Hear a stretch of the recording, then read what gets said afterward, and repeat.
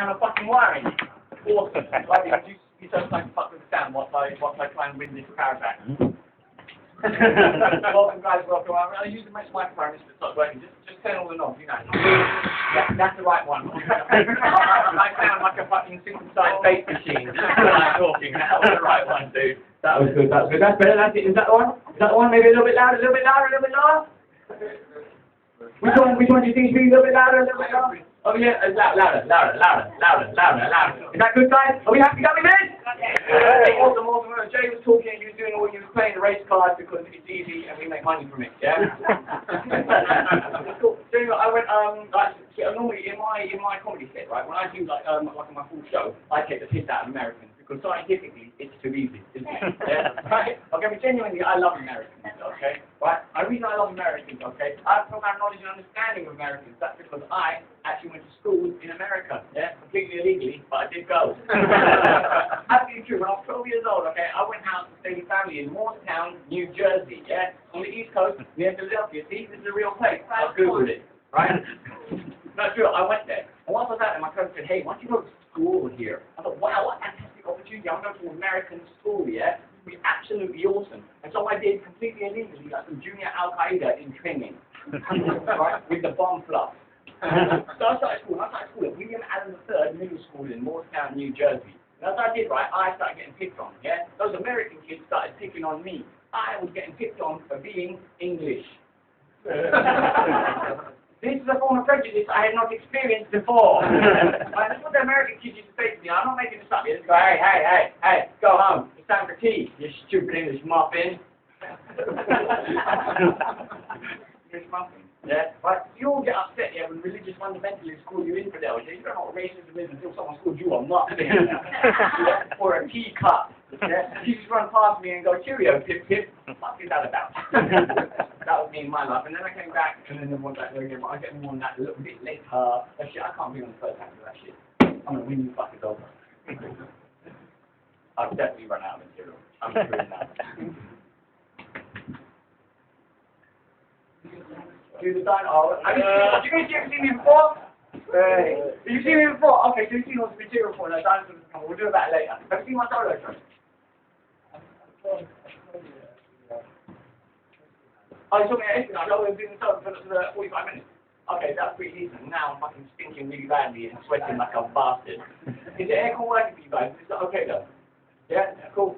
Generally, I travel to America quite a bit, not just Edinburgh, doing rooms above pubs.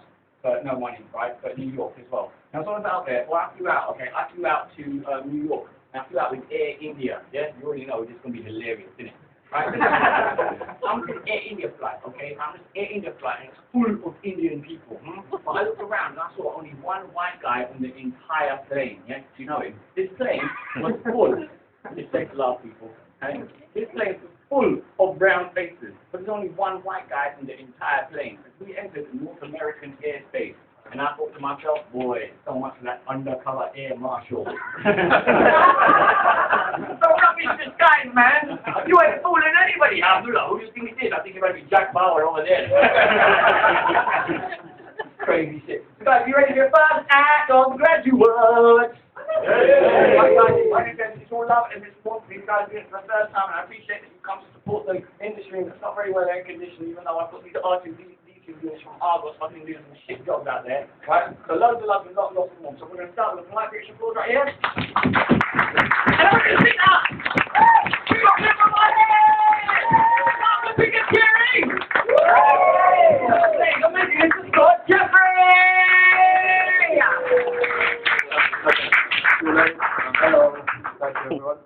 I've quite often thought that the worst thing about being married to Jesus would be deciding whose parents to go to for Christmas. Although we go to your dad's every year. Well, he made you, and it's my birthday. I'll take it. I don't believe in conspiracy theories. I think that the government invents them to keep the truth hidden from us. I could have gone down there. People say sex isn't a competition. Darwin would beg to differ. I think we live in quite sort of morally and politically ambivalent times, and to sort of capture that, I've been designing T-shirts that I want to sell. I've got one on the front. It says "Free Nelson Mandela," and on the back says "Is not a very good song." I've got another one, sort of feminist one. On the front it reads "No means no," and on the back, "Unless within the confines of a consensually neutral role-play environment, in which case do agree on a safety word." I've never understood when sort of people talk about paedophiles. You quite often meet people who are really, they want you to know how angry they are. They go, "I fucking hate paedophiles. It's disgusting." I've never understood because it's just that there isn't a consensus already. Who are you hanging around with when you have to defend against paedophilia? I like to say to those people that biologically, every cell in your body reconstitutes itself every 8 years. That means that no one in this room, on a cellular level, has ever slept with anyone over 8 years old. Especially you, sir.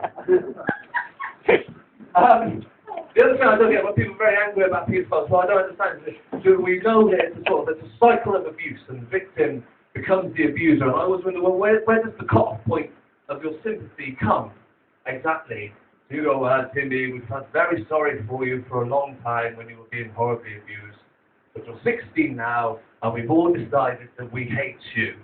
Happy birthday, you filthy nonce. It just seems a bit cruel to me. I mean, I learned my sense of morality from superheroes. Superheroes are very moral. My favourite superhero is Spider-Man, who's a high school student, and he got bitten by a radioactive spider, and he gained the proportional strengths and abilities of a spider, and became Spider-Man.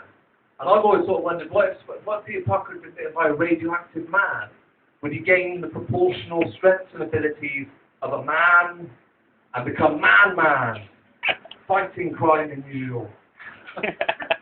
Violence is another thing I think people are sort of quite morally conflicted about. Most people go, "I hate violence, the stabbing, the shooting, the fighting, violence is bad." And then everyone agrees that except in war. And then everyone goes, "Hooray! The violence, the stabbing, the shooting, it's good. It's noble. We should applaud them." That didn't get a laugh, but I knew that because it's the worst thing you can say. You can't say things like that about the military. It's a sort of heresy. People come, "Those people who haven't fought in the war, Scott, then you wouldn't be here today." And I say, "Well, neither would Fred or Rose West. Nice going, heroes." The other thing, talking to Fred and Rose West, serial killers. I find people get very moral about serial killers. Well, they go, "Oh, it's horrible, I would never do that. I would never eat someone." But it's my view, we're just one trauma away from wearing our mother's face as a hat. It could be any of us, you know. Serial killers are people too, they have foibles like us. Peter Sutcliffe put himself into a diabetic coma from eating too many chocolate hobnobs. It's a very sort of human thing to do. And I've got a letter here. My mum's one of those people who writes the serial killers. And this is a letter that she sent. I promise I'll do it really quickly. You can tell it's real. It's Peter Sutcliffe, Strange Ways Prison at the top. So you can tell it's real. He's written to my mum. "Dear Sandra, thank you very much for your kind words, and thank you even more for the delicious hobnobs. I'm surprised that the prison let me have them, as recently I nearly fell into a coma as I ate too many and my blood sugar level shot through the roof. I can be quite the greedy gut. I don't know why, but I just love chocolate hobnobs. I remember the first time I ever ate a chocolate hobnob, it was just after I was sent to prison for killing all those women in the late 70s. The Yorkshire Ripper, that's what they called me. Nicknames, eh? Have you ever had a nickname, Sandra?" I hadn't been in prison long before someone shanked me. It was while I was recovering in the hospital that a kind nurse gave me my first chocolate hobnob.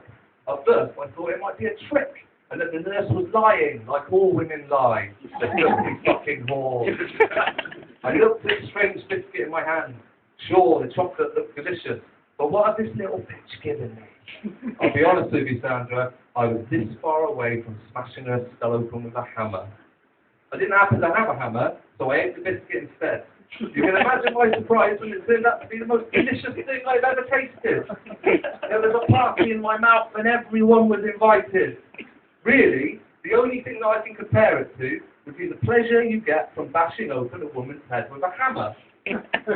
Right back soon and tell me when you first tried the chocolate hobnob, or I'll bash your head in with a hammer. LOL. Exclamation mark. Yours sincerely, Peter Yorkie Sutcliffe. P.S. Please send more hobnobs. Thank you very much.